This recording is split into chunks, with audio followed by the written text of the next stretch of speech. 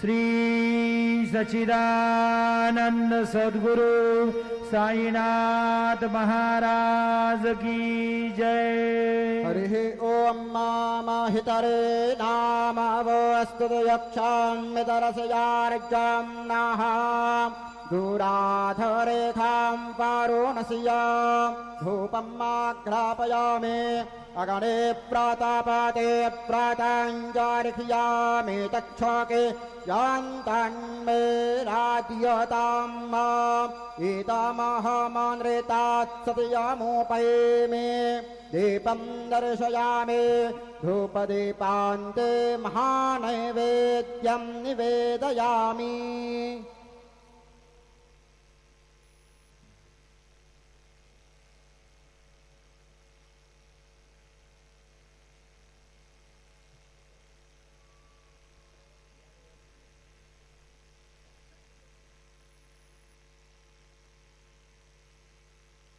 अन्नापातेन्नसियानो देशानामे वसया सुखमेनाः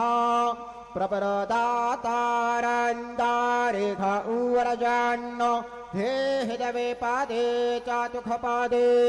चतुष्कोणमण्डलं कृत्वा ततोपरि नैवेद्यपात्रन्निधाय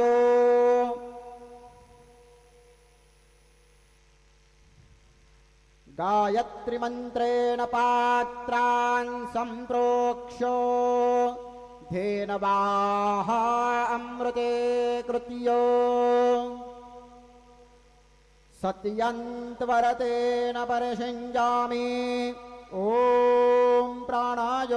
स्वाहा ॐ अपानाय स्वाहा ॐ व्यानाय स्वाहा ॐ उदानाय स्वाहा ॐ समानाय स्वाहा ॐ ब्रह्मणे नमः।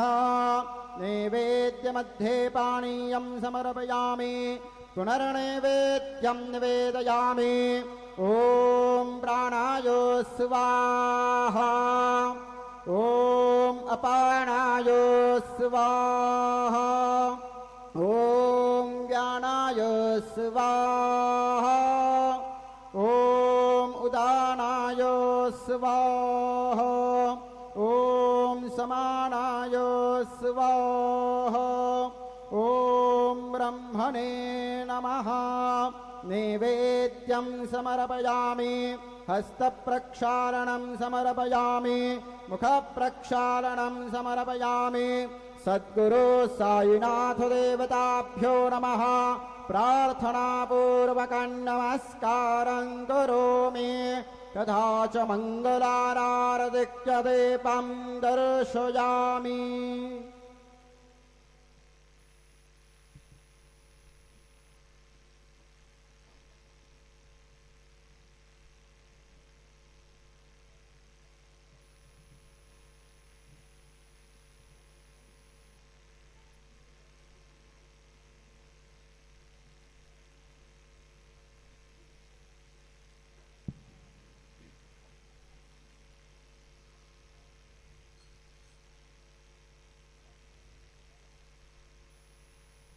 आता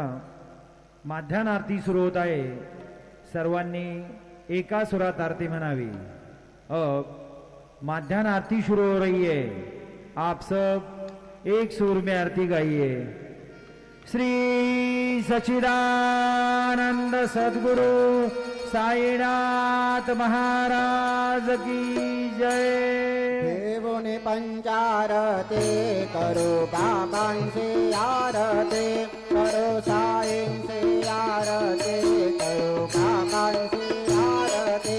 उठा उठा हो बांधव उबाड़ो हार माधव साईर माधव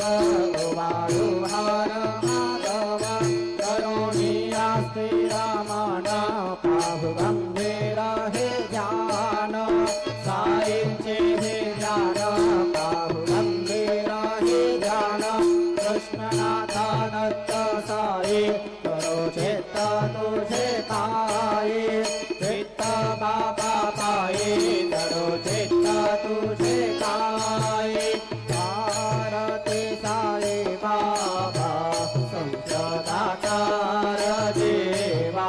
चरण रजतले देवा दासा विसावा भक्ता विसावा आरती साई बाबा काळोनी आनंद स्वस्वरूपी राहे रंग मोक्ष जनादावे निज धोळा श्रीरंग धोळा श्रीरंग आरती साई बाबा जया मनी जैसा भाव दया तैसा अनुभव गावी से दया गणा ऐसे तुझे हे माव तुझे हे माव आरती साई बाबा तुमचे नाम ध्याता हरे संस्कृती व्यथा होता तव करणे मार्ग गावे सियानाथा गावे सियानाथा आरती साई बाबा कलियुगी अवतार सगुण परब्रह्म साकार अवतीर्ण झाला से स्वामी दत्त दिगंबर दत्त दिगंबर आरती साई बाबा माझा दिवस गुरुवारी भक्त करे देवारी प्रभु पद पावला भव भय निवारे भय निवारे आरती साई बाबा माझा निज द्रव्य देवा तव चरण रज सेवा मागणे हेची आता तुम्हा देवादिदेवा देवादिदेवा आरती साई बाबा इच्छित दिनाचा तत निर्मल तोया निज सुख साजावे माधवया संभळ आपोली भाक आपोली भाक आरती साई बाबा संशदाकार देवा चरण जातोले यावा दासा विसावा भक्ता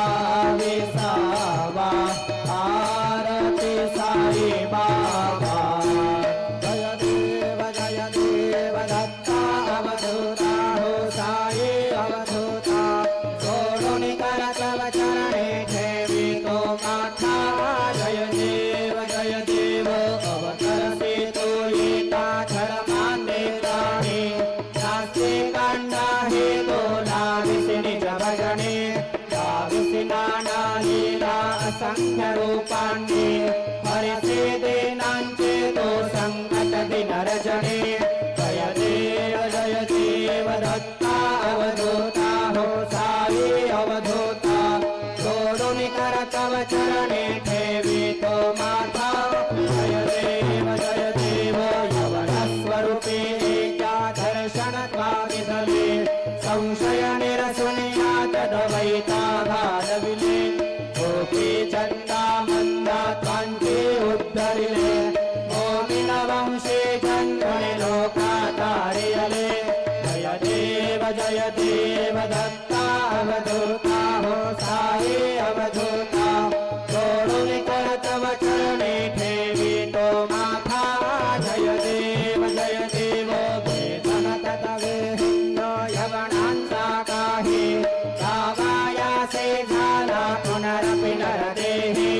पाहसी प्रेमाने तो हिंदू यवनाही गाविसी आत्मत्वानि व्यापकः साई जय देव दत्ता अवधूता हो साई अवधूता गौरुनिकर तव चरणी देवी तो माथा जय देव देवा साई नाथा त्वत्पदनत भावे परमाया मोहित जनमोचन धनिभावे त्वत्कृपये सकलान्ते सङ्कट निरसावे देशिल करिते त्वद्दश कृष्णाने गावे जय देव दत्ता अवधूता हो साई अवधूता गौरुनिकर तव चरणी देवी तो माथा जय देव श्रीनाथे पंढरपुर साई मामार मावर साई मामार मावर शुद्ध भक्ति चंद्र भागा भाव कुंडलिक धागा भाव कुंडलिक धागा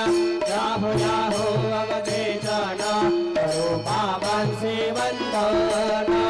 साईंसे वंदना करो बाबांसे वंदना करो म्हणे बाबा साई भाव माझे आये भाव माझे आये भाव माझे आये कलिंगतांगण बंधेन चरण डोळ्याने काहेर रूप तुझे प्रेमे अनेकेनानंद पूजिन भावे उमाय म्हणे राम त्वमेव माता पिता त्वमेव बन्धुष सखा त्वमेव विद्या द्रविणं त्वमेव सर्वं मम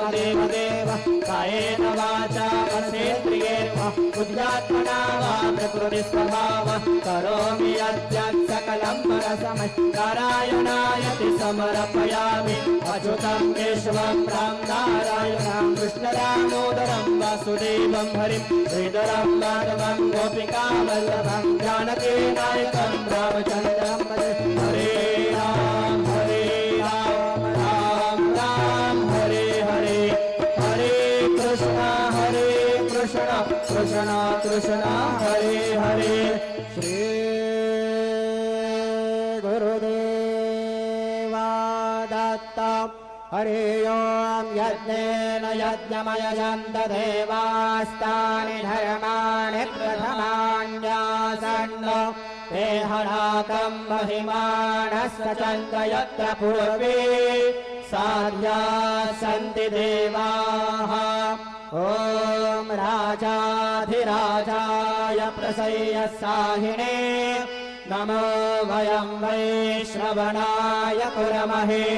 समे कामान कामकामाय मह्यं कामेश्वरो वैश्रवणो दधातु कुबेराज वैश्रवणाय महाराजाय नमः ॐ समस्ते साम्राज्यं भोज्यं स्वराज्यं वैराज्यं धार्मेष्ट्यं राज्यं महाराज्यमाधिपत्यमयं समन्तपर्यात् ईशात् सार्वभौमः सार्वा यशान्तादापरार्धात् पृथिव्यै समुद्रपर्यन्ताय एकराळितदप्येष श्लोको विगीतो मरुतः परिवेष्टारो मरुतस्या वसन्गृहे आवीक्षितस्य कामप्रेर्विषवे देवा सभासदैते श्रीनारायण वासुदेवाय सच्चिदानन्द सद्गुरु साईनाथ महाराज की जय। अनंता तुला ते कसे रे स्तवावे, अनंता तुला ते कसे रे नमावे, अनंत मुखांचा शिने शेष गाथा, नमस्कार साष्टांग श्री साईनाथा, स्मरावे मणित्वत्पदा नित्यभावे पुरावे तरे भक्तिसाठी स्वभावे करावे जगातारुणे मायतात नमस्कार साष्टांग श्री साईनाथ वसे जो सदादा भया संत लीला विषे अज्ञलोकां परि जो जनाला परि अंतरि ज्ञान कैवल्यदाता नमस्कार साष्टांग श्री साईनाथ वरालाधला जन्म महामानवाचा नरासार्थका साधनीभूत साचा भरोसाई प्रेमा दळाया अहंता नमस्कार साष्टांग श्री साईनाथ करावे करे साढल पद्यमाला करावे अमाधन्य चुंबोलिकाला मुखी घाल प्रेमे खराग्रास आता नमस्कार साष्टांग श्री साईनाथ सुहादेक ज्यांच्या पदावंदिता ते शुभादेक ज्यांचे समानत्व देते प्रयागादि तीर्थे पदे नम्र होता नमस्कार साष्टांग श्री साईनाथ तुझा ज्या पदा पाहता गोपपाली सदा रंगलेचे स्वरूपे मिळाले परिरास क्रीडा सवे कृष्णनाथ नमस्कार साष्टांग श्री साईनाथ तुला मागतो मागणे एक द्यावे करा जोडितो दीन अत्यंत भावे कवी मोहनी राज हातारे आता नमस्कार साष्टांग श्री साईनाथ श्री साई साई दिगंबरा अक्षय रूपावतारा सर्वहि व्यापक तू श्रुति सारा अनुसया कुमारा बाबा ये बा आशे स्नान जप प्रतिदिवशी कोल्हापुरभिक्षे से निर्मल नदी तुम्बा फलप्राशे निद्रामाहुरदेशे ऐसा एवा गोळे लोंबत से वाम करे त्रिशूल मरो धारे भक्ता वरद सदा सुखकारे केशल मुक्ते चारे ऐसा एवा पाये पादुका जपमाला कमंडलो मृगछाला धारण करशे बा नाग जटा मुकुट शोभतो माथा ऐसा एवा तत्पर तुझाया जे ध्याने अक्षय त्यांचे सदने लक्ष्मी वास करे दिनरजने राक्षसी संकट वारुणी ऐसा येवा या करे ध्यान तुझे गुरुराया दृश्य करे नयनाया पूर्णानंद सुखे काया नाविसे हरे गुण गाया ऐसा येवा साई दिगंबरा अक्षय रूपावतारा सर्वहि व्यापक तू श्रुति सारा अनुसया कुमारा बाबा ये बा सदा सत्स्वरूपं चिदानन्दकन्दं जगत्सम्भवस्थान संहार हेतुं स्वभक्तेच्छया मानुषं दर्शयन्तं नमामीश्वरं सद्गुरुं साईनाथं भवद्वान्तविधवां समार्ताण्डमेड्यं मनोभागतीतं मुनिर्ध्यानगम्यं जगद्व्यापकं निर्मलं निर्गुणत्वं नमामीश्वरं सद्गुरुं साईनाथं भवां बोधिमगनार्दितानां जनानां स्वपादाश्रितानां स्वभक्तिप्रियाणां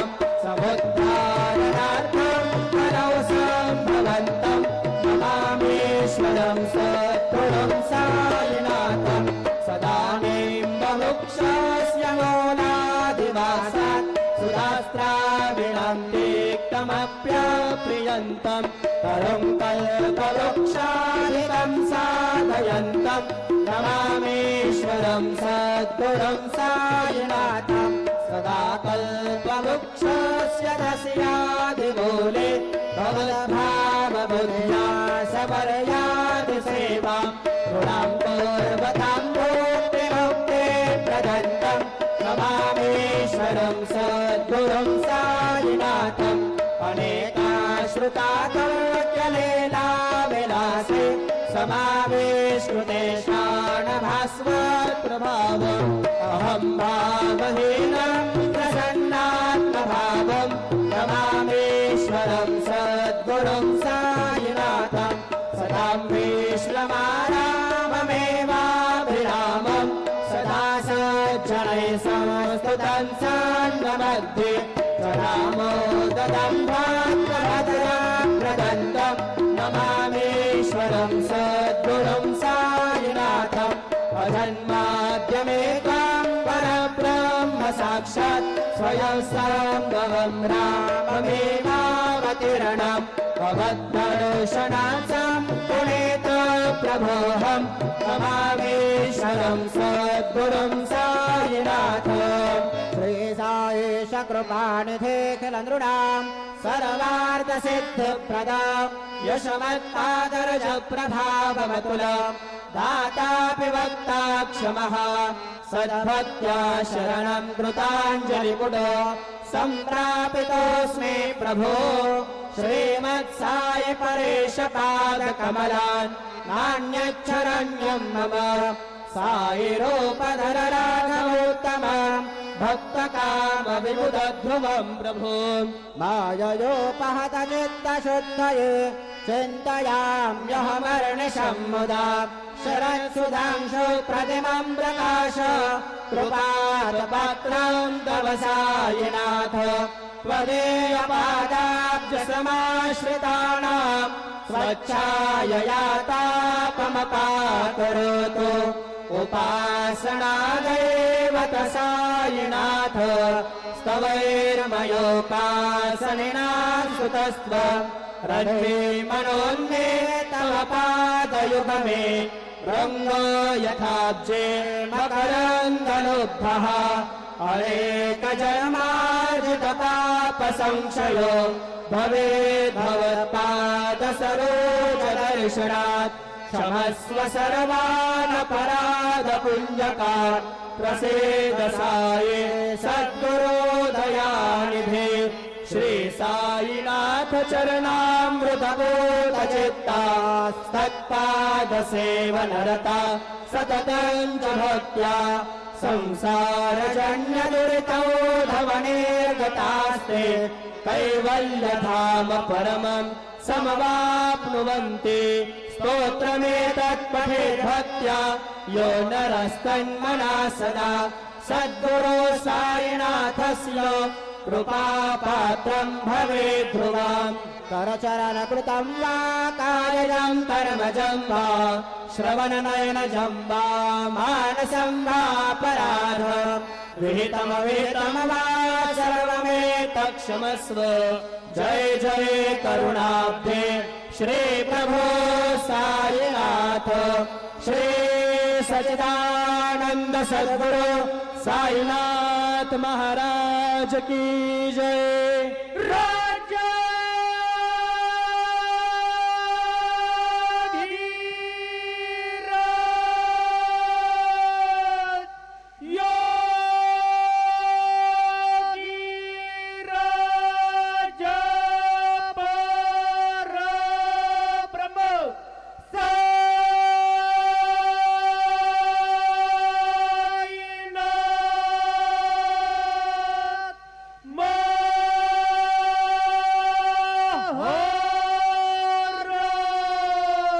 श्री सच्चिदानंद सद्गुरु साईनाथ महाराज की जय।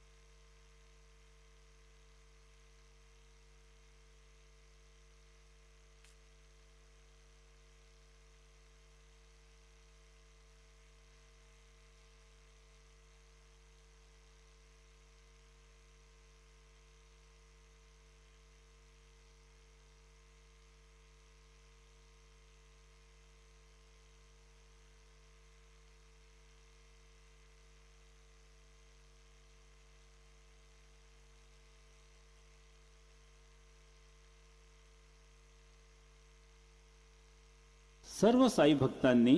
श्रींचे दर्शनाकरिता जाण्यासाठी नवीन दर्शन लाईन गेट नंबर 7 व 8 यांचा वापर करावा। तसेच VIP पास धारकांनी नवीन दर्शन लाइन गेट नंबर 6 का वापर करावा। सभी साई भक्तों से नम्र निवेदन है कि वे नई दर्शन लाइन गेट नंबर 7 और 8 का उपयोग करें और VIP पास धारक गेट नंबर 6 नई दर्शन लाइन का उपयोग